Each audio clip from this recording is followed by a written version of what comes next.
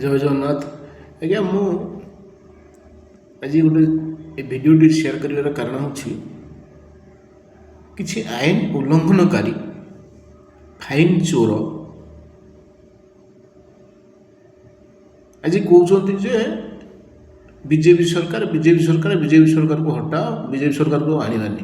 ମୋତେ ଏତିକି ସେମାନେ କହିପାରିବେ କି ତୁ ଆଇନ ଉଲ୍ଲଂଘନ କଲୁ, ତୁ ଫାଇନ୍ ଦେବୁନି, ଆଉ କ'ଣ ବିଜେପି ସରକାର ଦେବ? ଯଦି ତୁ ଏଡ଼େ ବୁଦ୍ଧିମାନ ଦେଶଭକ୍ତ ତ ଠିକ୍ ଅଛି, ସେ ପଇସା ତ ଯାଉଛି ସରକାର ଭଣ୍ଡାରକୁ ଯିବ, ସରକାରଙ୍କ ଭଣ୍ଡାରକୁ ଯିବ ନା, ସେଟା ତ କେହି ଘରକୁ ନେଇ ପଳେଇବେନି ନା।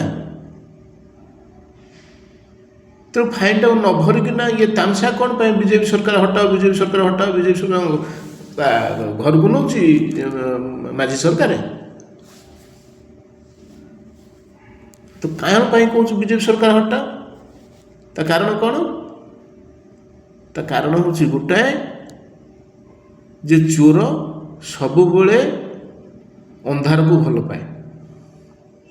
ତେଣୁ ଯେତେବେଳେ ଆଲୁଅ ଆସିଗଲା ସେତେବେଳେ ଫାଟୁଛି କାହିଁକି?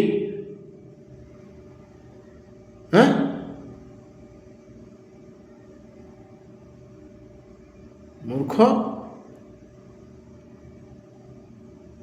ଫାଇନ୍ ଯାହା ହେଇଛି ଫାଇନ୍ ଦିଅ, ଯଦି ନ ଦେଇପାରୁଛ କ୍ଷମା ମାଗିକି କିଛି ପାଉଣା କମ କରି ଦେଇକି ତାକୁ ସୁଧାରି ନିଅ। ତାର ବି ବାଟ ଅଛି, ତାର ବି ବାଟ ହେଇପାରିବ, ତାକୁ ବି ସରକାର ଦେଖିବେ। ତା ନକରି ବିଜେପି ସରକାର ହଟାଅ, ବିଜେପି ସରକାର ହଟାଅ। ବିଜେପି ସରକାର କ'ଣ କଲା? ତୋର ବିଜେପି ସରକାର କ'ଣ କଲା? ତୁ ଚୋରି କରୁଥିଲୁ, ତୋତେ ଧରି ପକେଇଲା, ସେ ଲୋକଟା ଖରାପ। ଆଉ ସୁଧୁରି ଯା, ଭଲରେ ସୁଧୁରି ଯା। ପୁଣି ବିଜେପି ସରକାର ଯଦି ଆସିଲା ତାହେଲେ ତମ ଭଳିଆ ଲୋକଙ୍କୁ ସେ ଯେଉଁ ଗାଡ଼ିରେ ତେଲ ପକାଇବାକୁ ପାଉନା ତାই ବନ୍ଦ କରିବ। କାହିଁ ପଲ୍ୟୁସନ୍ କରିବନି?